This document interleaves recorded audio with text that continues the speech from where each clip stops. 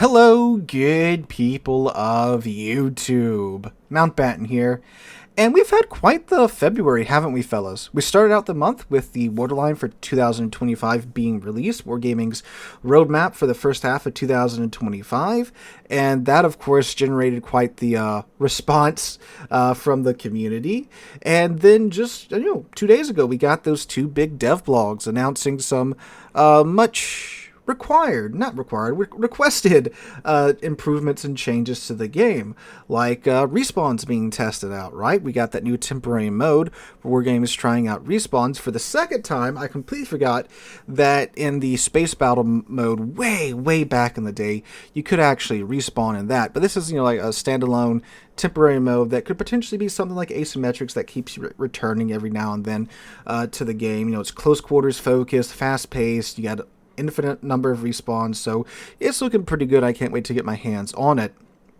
Then we also got on that same day a dev blog confirming that the CV rework was still being worked on and is still going ahead.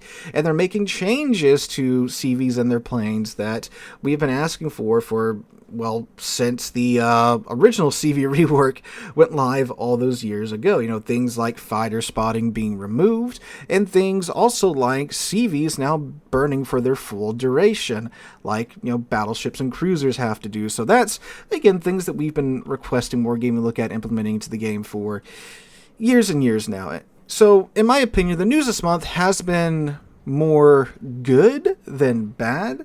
Obviously, with Wargaming, reversing directions on implementing classified documents into the game, that was a big win for the community, and also with them, just kind of the Wishing Wharf event out of the Golden Month event that they had planned for the next update as well. That was another massive win for the player base. So while the news started out pretty shaky at the beginning of the month, I think it's more good than bad here at the end of the month. But throughout all of that, in my opinion, good news that we received this month, there was still a common comment that I've seen. It comes up every time Wargaming makes a change to the game, really, be it good or be it bad. It's always brought up because it's something that a lot of players feel very strongly about. And I've been seeing this comment crop up for years now. And it's typically a comment that goes along the lines of, hey, this change is good and all, but they still have not fixed the double up tiering in game.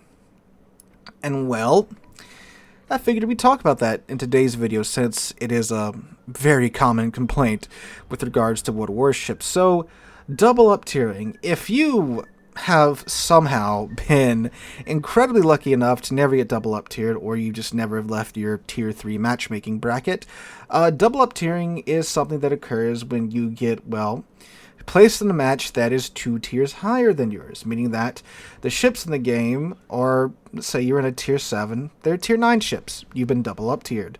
Obviously, that means you're going to have a bit of an uphill battle that game, because tier 9 ships, they have more HP. They're, not necessarily have more HP, but they're stronger ships, right? That's just the nature of how a tier system works, right? Higher tier ships, they have, if we're talking about battleships, they typically do have more HP, better armor, bigger guns, more accurate guns, or, something along the ways that makes them stronger than your ship that's 2 tiers lower than them. So, naturally, you are at, just a pure stats point of the stats of the 2 ships at a bit of a disadvantage. And you have to overcome that if you want to have a chance of, doing decent in that game. So, obviously, that can lead to some frustration, especially when you get stuck in that loop of getting constantly double up tiered. It's not a fun time. We've all been there. I've been stuck there grinding through so many tech trees, right? You're in your tier 6 ship. It's completely stock. Oh, look, I'm in a tier 8 again for the 3rd time in a row. Oh, joy to me, right? It's quite frustrating. Again, we've all been there. Anyone that's played this game for more than a year or so has been in that situation. Now, in terms of it getting fixed, in order for something to need fixing, it has to be broken. And, believe it or not, the game is actually entirely designed around this +2, -2 matchmaking. Like, a tier 8 ship is balanced with the consideration that it can go fight tier 6 ships and the consideration that it can go fight tier 10 ships. Every ship is balanced according to its matchmaking bracket, believe it or not.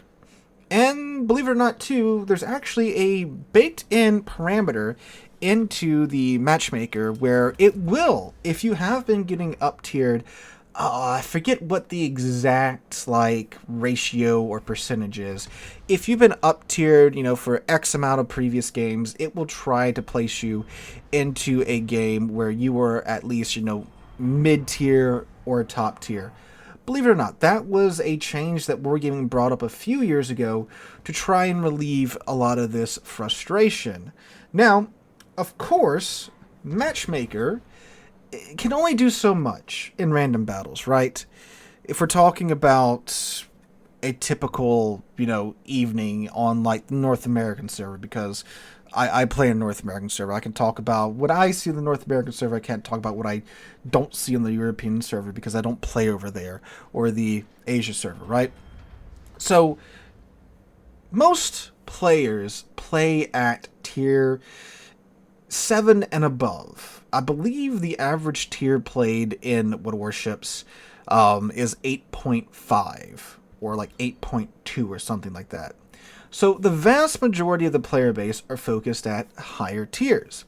Now, thankfully, Wargaming is trying to rework lower tiers to make them more interesting. It's another piece of good news that we got in this month as well. So maybe that'll change in the future. But for the time being, the majority of the player base plays at tier 8 and above. So naturally, that is what Matchmaker is working with.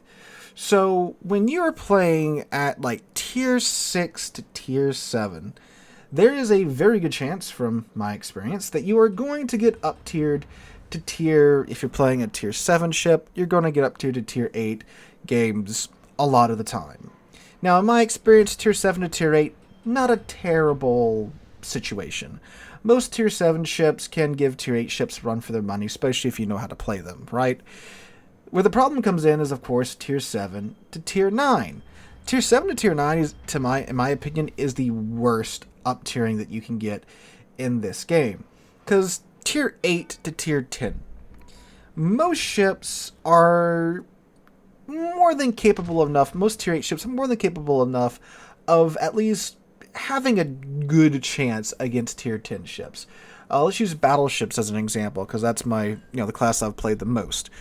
Most tier 8 battleships, I would say pretty much all tier 8 battleships, with the exclusion of, battle cruisers, like the British battlecruiser line and the Japanese battlecruiser line and the German battlecruiser line, they have 32 millimeters of armor for their nose and for their sterns.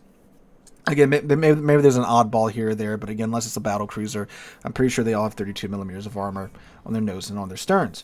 Which means that, of course, you need an 18.1 inch gun to overmatch those armor extremities, which can only be found on the Yami. And, yeah, you can only find the 18.1 inch guns on the Yami, but of course there are 20 inch guns now at, tier 10. So there's that, right? Within the tier 8 matchmaking bracket, right? So you can only be overmatched by a handful of ships. And those same handful of ships can overmatch, anything in the tier 8 to tier 10 bracket for their extremities armor, right? So that's pretty fair. Compare that to a tier 7 ship with their thinner nose and stern armor, which, it's 27, 25-ish in that area. There's a whole hell of a lot in the tier 7 matchmaking bracket that can overmatch a tier 7 battleship's bow and stern. Especially when, again, you're looking at, getting up tiered into tier 8 into tier 9 games. You need a 16-inch gun to overmatch that. There's a whole hell of a lot of 16-inch guns in the tier 7 to tier 8 matchmaking bracket. The tier 7 to tier 9 matchmaking bracket. Tier 9, 16-inch guns pretty standard at tier 9. We have quite a few ships at tier 9 that have bigger guns than 16 inches, right? So your poor little tier 7 battleship can't really bow tank or angle that hard because, all they got to do is put the shells in your stern or in your nose, and they're going to overmatch your armor and go right through you. And there's literally nothing you can do about that because, again, just the overmatching capability. And that's not even getting to talking about things like reload time, gun accuracy, the shells that lower tier ships or mid tier ships get versus the higher tier ships. That's not taking any of that into consideration, or detection and AA. That's just, an example I can think of off the top of my head. So that power gap is quite, well, not fun when you're dealing with that. So that's one of the worst bits of up tiering in my opinion. And since players mostly play tier 8 and above ships, that's what matchmaking has to work with. So it sucks for those working their way through tier 6 and tier 7s that, yeah, you do get double up tiered. It feels like a lot, but Matchmaker can only work with what it has. It can't force players to get into tier 6 and tier 7 and tier 5 ships. It just can't. So it can only work with what players are playing. Now, granted, Wargaming is working on revamping tier 5 and below and even tier 6. So maybe once those changes go live, we'll see a bit of a normalization of Matchmaker. But until then, that's just how it works and what it has to work with. Now, of course, the change that is often suggested is make it only allow +1, -1 matchmaking for certain tiers. And, well, sure, you could do that, but in the answer most often given by Wargaming, or I should say the explanation most often given by Wargaming, is that it would wreck queue times. Now, even on the, as many commentators say, the dying North American server, I can hit that bright, shiny orange button in port and be in a match in usually under 30 seconds. And that's on the North American server where, like right now, there's about 7,000 players on, which is about par for the course for a Friday evening. So I can hop into pretty much any tier and be in a match in under 30 seconds. It's pretty good. That's because there's a big matchmaking spread thanks to the +2, -2 matchmaking. Now, you could say, well, yeah, but wouldn't you want to wait a minute and a half for a match? Yeah, I mean, if it's a good match, right? But just because the ship differences are only +1, -1 doesn't mean it's going to be a good match. I mean, we've seen here on this channel tons of replays of ships that are 2 tiers below their, counterparts in the match, and they absolutely rock the game. It's really more about who's driving the boat than the boat.